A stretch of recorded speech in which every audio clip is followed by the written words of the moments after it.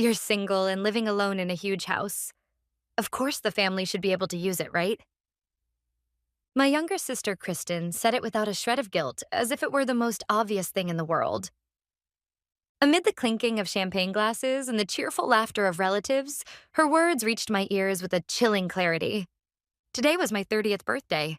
This $950,000 villa, something I had finally secured after launching an IT startup and working myself to the bone, was a symbol of my independence and success. The large windows reflecting California's clear blue sky, the custom-designed kitchen, the silence. Every detail was proof of my effort. And yet, in Kristen's eyes as she stood before me, there was not the slightest hint of respect. All I saw was a sticky, possessive obsession. Nothing more. Holding a glass, she strutted around the living room as if it were already her own and continued with words I could hardly believe. Hey, Denise, your company's doing great, right? Managing a place this luxurious all by yourself must be a hassle. I'll live here for you. You don't need rent from me, obviously. We're family. The gazes of my aunts and uncles froze instantly. Kristen's voice was unnecessarily loud, and the once calm party was suddenly engulfed in a heavy, oppressive atmosphere. I slowly set my glass down on the table and looked straight at her. Kristen, stop joking. This is my house. It's not a place for you to live. At my cold, firm response, my father, Robert, cut in. He stepped into the center of the living room and looked down at me with an intimidating air. Denise, watch your tone. Kristen is your sister. She's struggling right now, trying to start a new business. In this family, it's always been our principle that those who succeed help those who haven't yet. At his words, my mother, Susan, nodded slightly and joined in. That's right, Denise. Family supports one another. Don't you think keeping a house this big all to yourself is a bit too selfish? From the bottom of my heart, I was speechless. Every cent of the down payment, every mortgage payment, this house was bought entirely with the fruits of my own grueling labor. Mom, Dad, this house is my sanctuary. I won't let anyone trample into it, family or not. When I said that, my father's face flushed red with anger. With trembling hands, he pulled his smartphone from his pocket and declared in front of all the relatives, Fine. If that's how you want it, I won't hold back anymore. The party is over. Everyone, leave immediately. Denise, brace yourself. My lawyer will be here shortly. I'll straighten out the legal rights to this house. The invited relatives, wearing confused expressions, began setting down the food and drinks they were holding. My long-awaited 30th birthday was about to end in the worst possible way. Normally, this would be the moment to break down in tears, or explode in rage and shout back. But instead, I was desperately holding back laughter. As the CEO of an IT startup, I had reviewed countless contracts and negotiated with investors. The idea that my father could somehow legally straighten out a house that I owned 100% outright was simply absurd. I silently nodded, turned my back on them, and walked toward the kitchen counter. I poured myself a glass of chilled Perrier and took a sip. The sharp sensation sliding down my throat cleared my thoughts even further. Hey, Denise, didn't you hear? Dad is serious. Kristen called out to my back in a triumphant voice. She was still in her mid-20s, unemployed, having burned through family money under the banner of finding herself. She came to stand beside me, gazing dreamily at the illuminated pool outside the window. This house has 3 guest rooms, right? And that walk-in closet in the master bedroom, it'd be perfect for my clothes. You're always working anyway, you just need a place to sleep. The smallest room is enough for you. The rest of the space should be used effectively by the family. That's the rational choice, don't you think? Without putting my glass down, I glanced at her sideways. You might want to check whether your definition of rational actually matches what's written in the dictionary. Kristen, I'm not giving an inch. At that, my mother approached with a sigh. Wearing the mask of a loving parent, she reached for my shoulder, but I smoothly stepped aside. Denise, don't be so stubborn. Living alone in a space this big, that's lonely. If Kristen lives with you, it'll be lively. She can learn about business by staying close to you. It's a win-win. Are you really going to reject your family's love? Has success made your heart that cold? Family's love? I couldn't help but laugh out loud. Riding on someone else's success to live rent-free in an upscale neighborhood is called parasitism, Mom. The silence in the living room was unbearably heavy, the relatives' stares piercing into us. Unable to stand it any longer, my mother forced an awkward smile and grabbed my arm. Denise, everyone is watching. Let's not argue here. Why don't we step out into the hallway? If we talk quietly as a family, I'm sure you'll understand. Accepting my mother's suggestion, I left the living room with my father, my mother, and Kristen, and we moved into the wide hallway. The moment we stepped into the silent corridor, something happened. A certain smell tickled my nose, completely different from the aromas of food and wine drifting from the living room. It was that cheap, cloyingly sweet perfume Kristen always wore. This wasn't the scent of someone merely standing beside me. It was heavier, ingrained, like it was seeping out from deeper inside the house, from the residential area upstairs. A bad feeling shot through me, and I sprinted up the stairs to the second floor. "Hey, Denise, where do you think you're going?" my mother shouted after me. Ignoring her, I flung open the door to the guest suite. The sight inside made me catch my breath. In what should have been a pristine guest room, one I hadn't invited anyone to use yet, several gaudy, familiar suitcases were scattered across the floor. From the closet spilled out dresses in unmistakably Kristen's terrible taste. Her handbag was tossed onto the bed, and cosmetics were strewn messily across the dresser. What is this supposed to mean? Kristen, who had followed me upstairs, leaned against the doorframe and smiled slyly. Something glinted in her palm. It was a duplicate of the high-security smart key I had specially commissioned when designing this house. Something no ordinary locksmith should have been able to copy.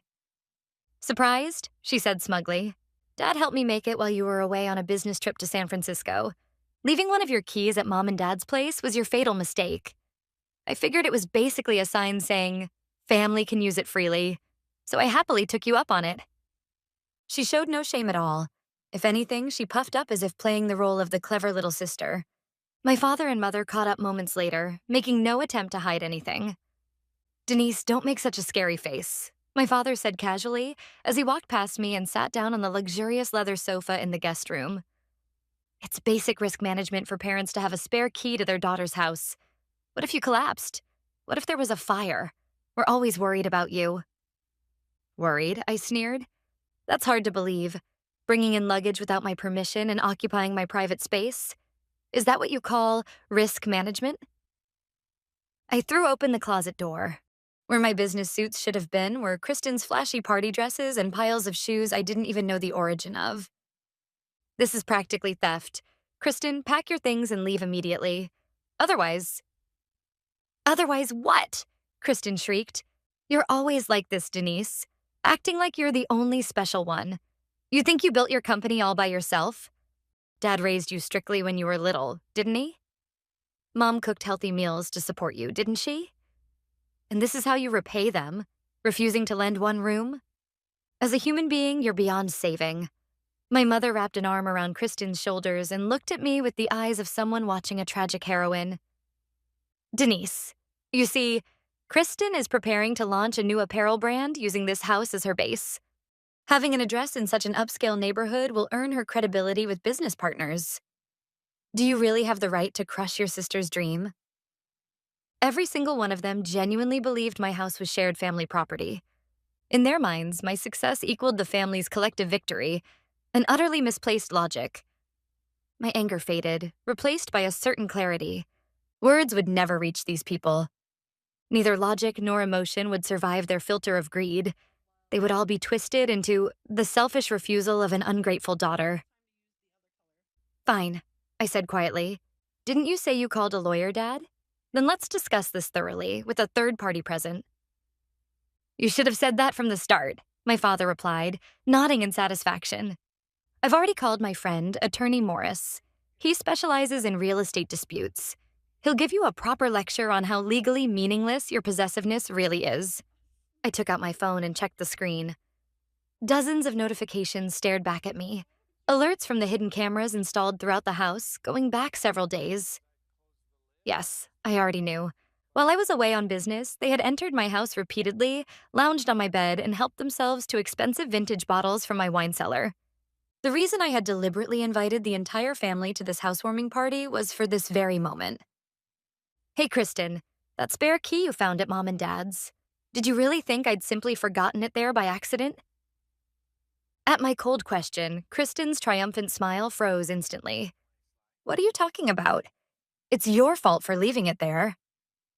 No, it was bait. I knew from the beginning that you'd copy it and start invading my house while I was away. Anticipating risks several moves ahead and acting first. That's what I do best as a business owner. Your shallow greed was easier to read than a bug-ridden program. So this was all a setup from the very beginning?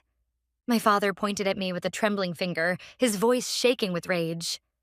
That's right, Dad. I didn't gather all the relatives here today to celebrate my new house. I invited them so that, in front of a large crowd of witnesses with no escape, every single one of them could watch you dig your own grave. This party was a perfectly designed trap, one I set to bury you socially. I said this over my shoulder as I walked back down the stairs. When we returned to the living room, the relatives were still there, unable to leave, frozen in awkward silence. A moment later, the doorbell rang. It was the arrival of the lawyer my father had called, his so-called ally of the family.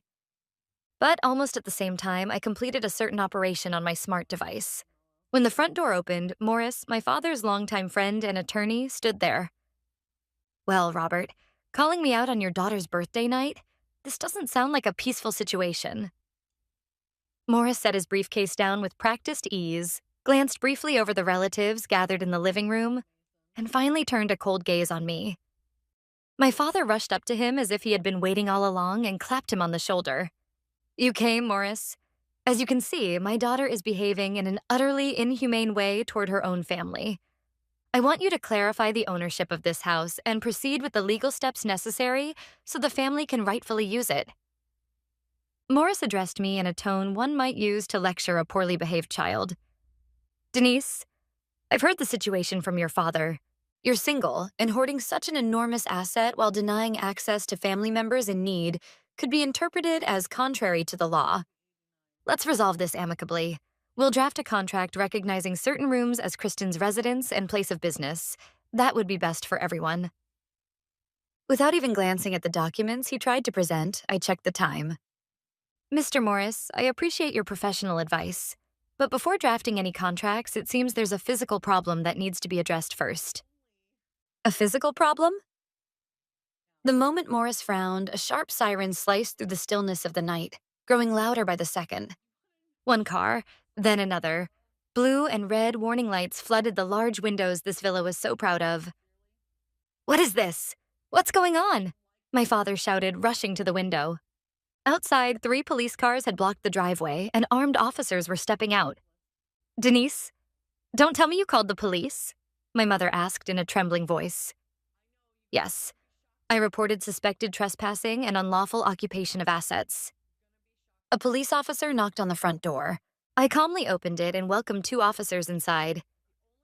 Thank you for coming. I'm Denise Parker, the one who filed the report. The affected areas are the guest room on the 2nd floor, as well as the kitchen and the wine cellar. Wait! This is a mistake, my father shouted, pushing forward. I'm the homeowner's father. This is just a family dispute. There's no need for police involvement. This lawyer here can prove that. But the officer stopped him with a sharp look. Mr. Parker, according to the report, the security system detected an intrusion using an unauthorized duplicate key, and there is evidence of repeated unlawful entry over several days. We'll need to inspect the premises. Morris was visibly shaken by the police presence. He had come to help my father, but standing before officers, he understood better than anyone how powerless family sentiment was as a shield. As the relatives watched in stunned silence, I mirrored my phone's screen onto the massive monitor in the living room. Everyone, let's take a look at what happened in this house during the 3 days I was in San Francisco. The screen displayed clear night vision footage. It showed my father unlocking the door with the illegally made key, followed by Kristen and my mother entering triumphantly. Kristen danced in my living room. My mother opened my expensive jewelry box and tried things on without permission.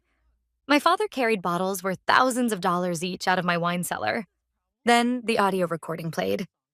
Denise is so naive, working honestly like that. Once we establish the facts on the ground, she won't dare kick us out because she'll worry about appearances. This house is ours. Kristen's mocking voice echoed through the living room, and a wave of shocked murmurs rippled through the relatives. That's horrible. I can't believe it was all so calculated. I turned back to the officers. They deliberately entered my home while I was away and damaged my assets. Even now, they've brought in their belongings and continue to occupy the house without my consent. This is a clear crime. Faced with the irrefutable evidence on the screen, Morris dropped the fountain pen he had been holding. He couldn't even bring himself to look at my father. He just stood there, stunned. Well then, Mr. Parker, one of the officers said, stepping directly in front of my father, we've reviewed the footage. You stated that you made the key to manage your daughter's house. But in these videos, you appear to be browsing through her jewelry without permission and consuming expensive alcohol. Furthermore, there is an audio recording in which you say you intend to create a fait accompli so she won't be able to kick you out. This goes beyond management. It constitutes suspected premeditated trespassing, theft, and unlawful appropriation of property. That was freedom of speech. Obviously, it was a joke. My father's voice cracked, sweat pouring down his forehead.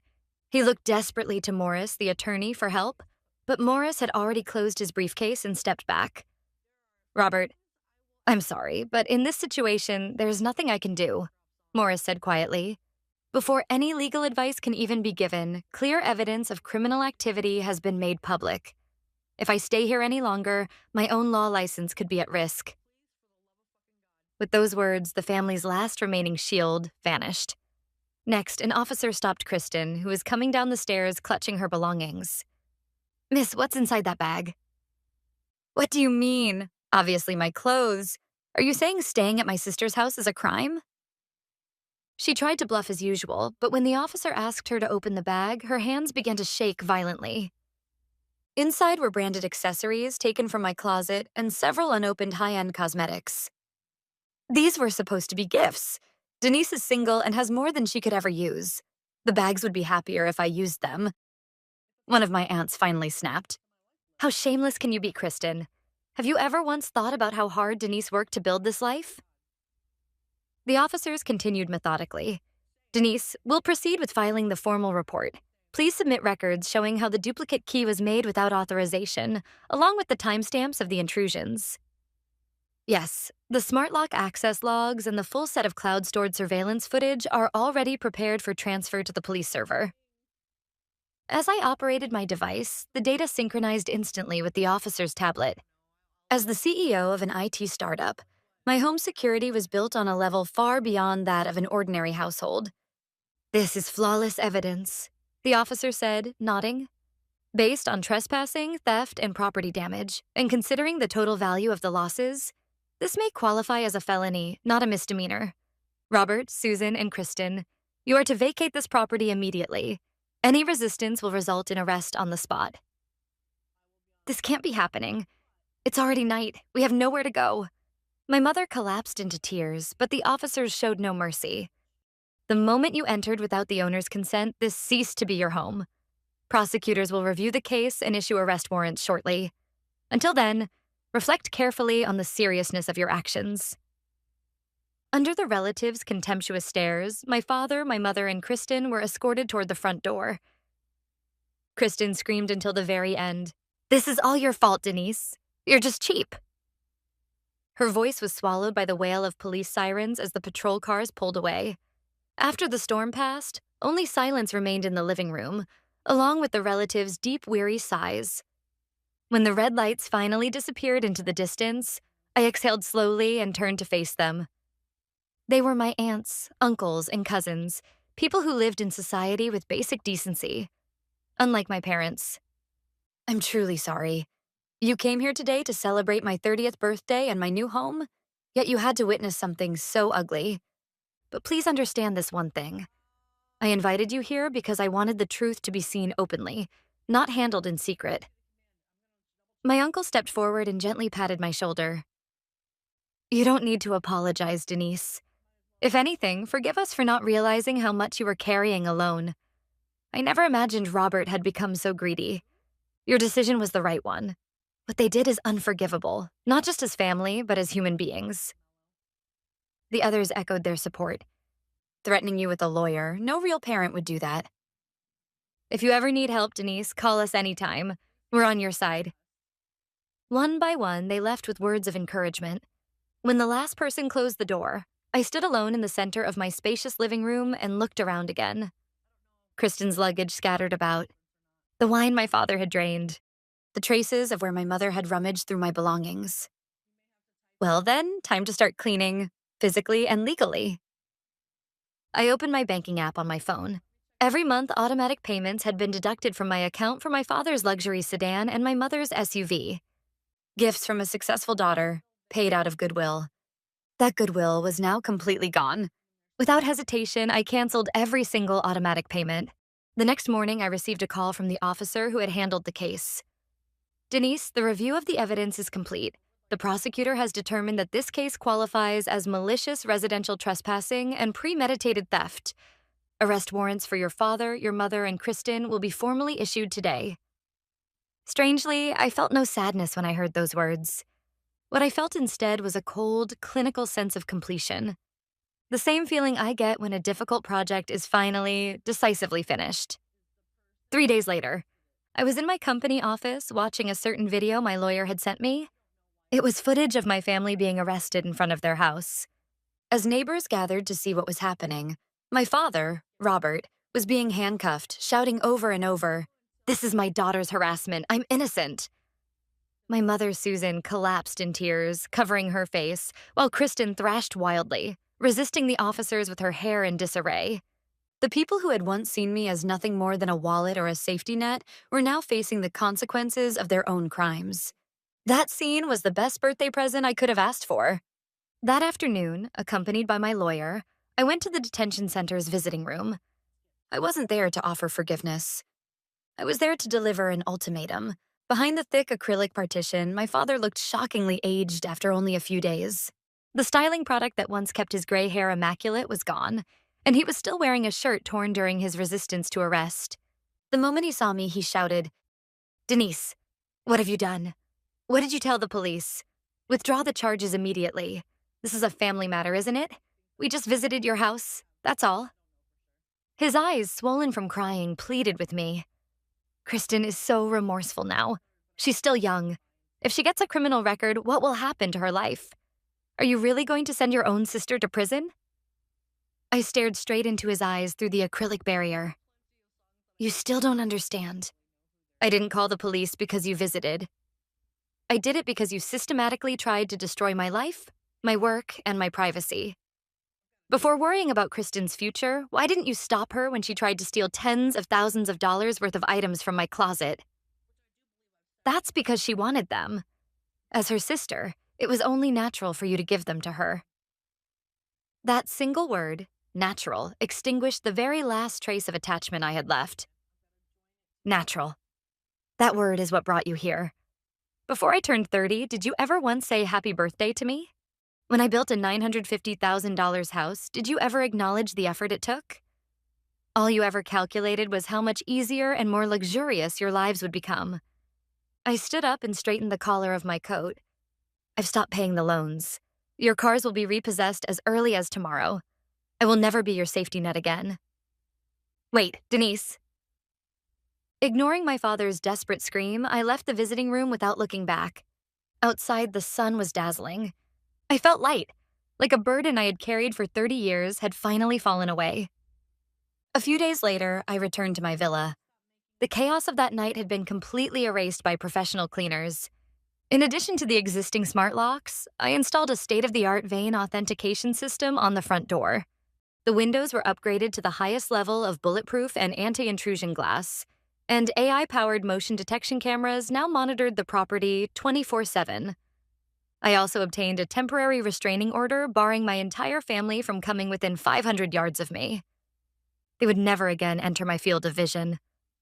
Later, my father and Kristen were convicted of first-degree residential burglary and grand larceny, while my mother, Susan, was found guilty as an accomplice.